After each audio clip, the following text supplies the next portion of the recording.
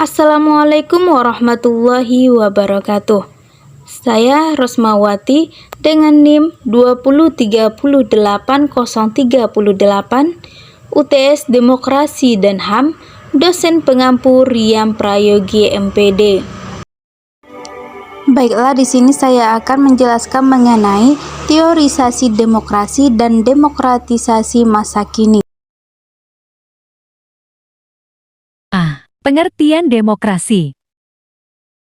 Demokrasi menurut Schumpeter 1970. Pengaturan kelembagaan untuk mencapai keputusan-keputusan politik di dalam individu-individu melalui perjuangan memperebutkan suara rakyat pemilih memperoleh kekuasaan untuk membuat keputusan. Menurut Hans Kelsen,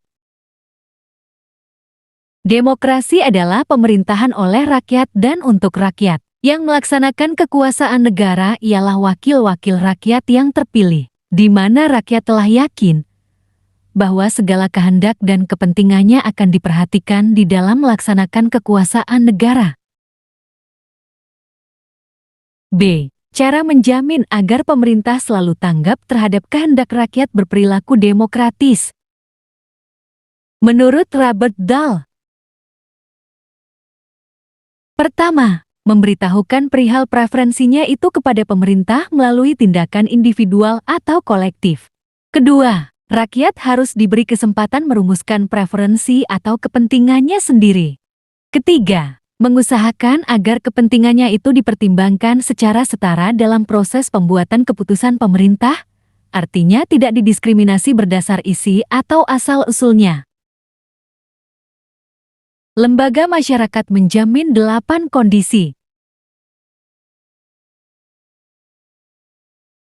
Pertama, kebebasan untuk membentuk dan bergabung dalam organisasi. Kedua, kebebasan mengungkapkan pendapat. Ketiga, hak untuk memilih dalam pemilu. Keempat, hak untuk menduduki jabatan publik. Kelima, hak para pemimpin memperoleh dukungan dan suara.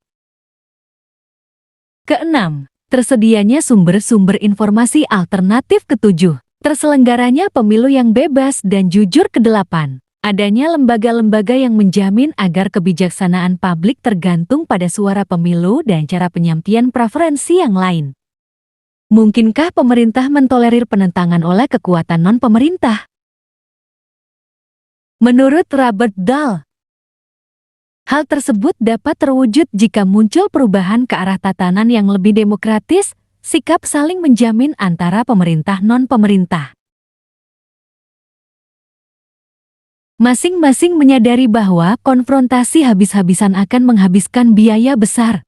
Jadi, demokratisasi adalah upaya bargaining rasional dan berjangka panjang, bukan tindakan bernafsu dan sekali jati.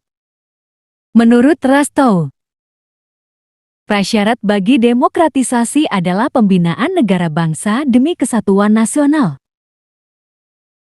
Harus ada kesepakatan mengenai komunitas politik yang didukung semua warga negara untuk menghindari konflik berkepanjangan, artinya kesatuan nasional.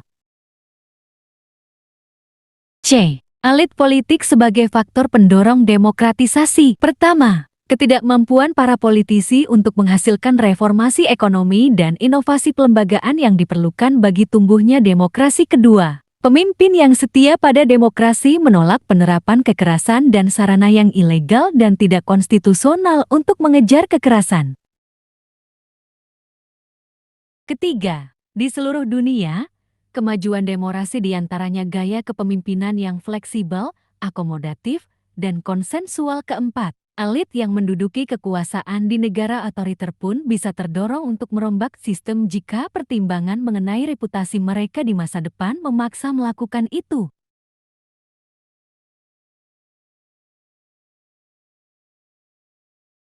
D. Strategi dan taktik apa yang dianggap tepat untuk menjalankan demokratisasi. Transisi modern perpecahan.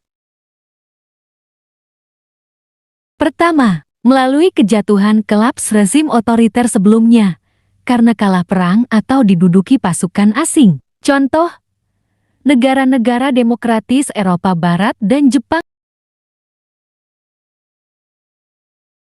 Kedua, Perang Dunia Kedua melalui extrication, ketika rezim otoriter tiba-tiba kehilangan legitimasi dan segera menyerahkan kekuasaan KPD kekuatan oposisi demokratis. Contoh, Argentina sesudah Perang Malvinas. Ketiga, melalui kudeta militer dengan menggusur rezim otoriter, tetapi proses itu akan mempolitisasi dan memecah belah militer. Contoh, Portugal yang secara militer terpolitisa. Syarat demokratisasi.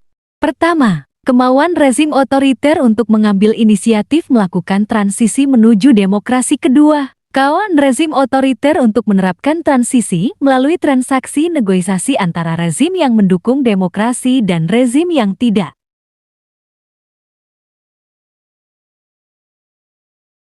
Ciri-ciri negara demokrasi. Pertama, memiliki perwakilan rakyat. Indonesia memiliki lembaga legislatif bernama Dewan Perwakilan Rakyat (DPR) yang telah dipilih melalui pemilihan umum, sehingga urusan negara, kekuasaan dan kedaulatan rakyat kemudian diwakilkan melalui anggota DPR ini.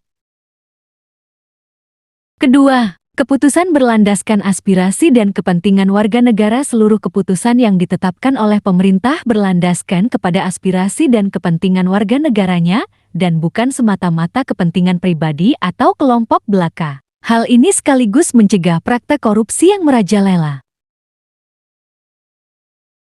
Ketiga, menerapkan ciri konstitusional. Hal ini berkaitan dengan kehendak, kepentingan atau kekuasaan rakyat, di mana hal tersebut juga tercantum dalam penetapan hukum atau undang-undang. Hukum yang tercipta pun harus diterapkan dengan seadil-adilnya. Keempat, menyelenggarakan pemilihan umum. Pesta rakyat harus digelar secara berkala hingga kemudian terpilih perwakilan atau pemimpin untuk menjalankan roda pemerintahan.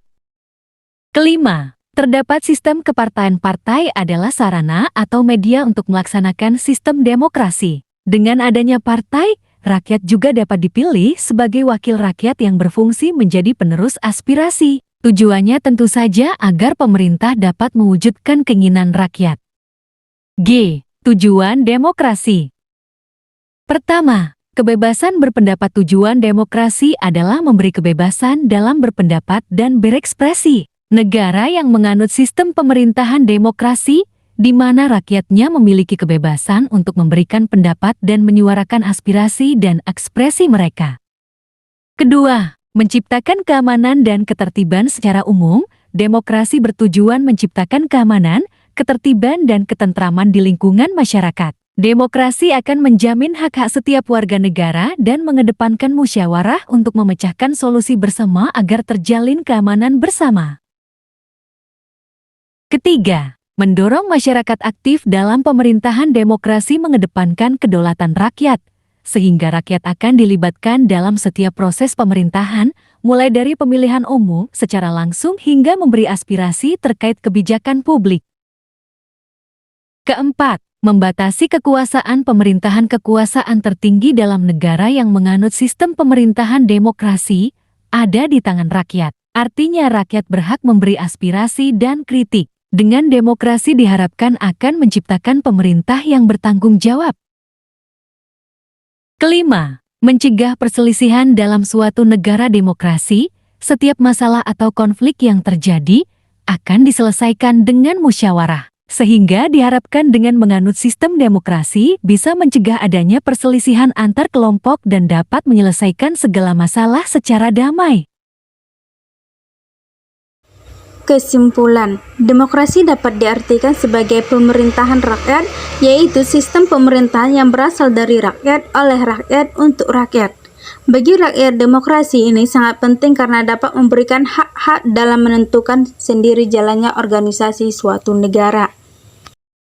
Sampai saat ini, Indonesia menerapkan demokrasi Pancasila karena dirasa dapat mewujudkan keadilan dan kesejahteraan bagi seluruh rakyat Indonesia sesuai dengan ideologi Pancasila itu sendiri. Dengan adanya demokrasi ini, rakyat dapat memberikan pendapat serta aspirasi. Saran. 1. Diharapkan pemerintah dan praktisi dan penggiat politik harus memperhatikan akan pendampingan dan kebutuhan pengetahuan politik kepada masyarakat.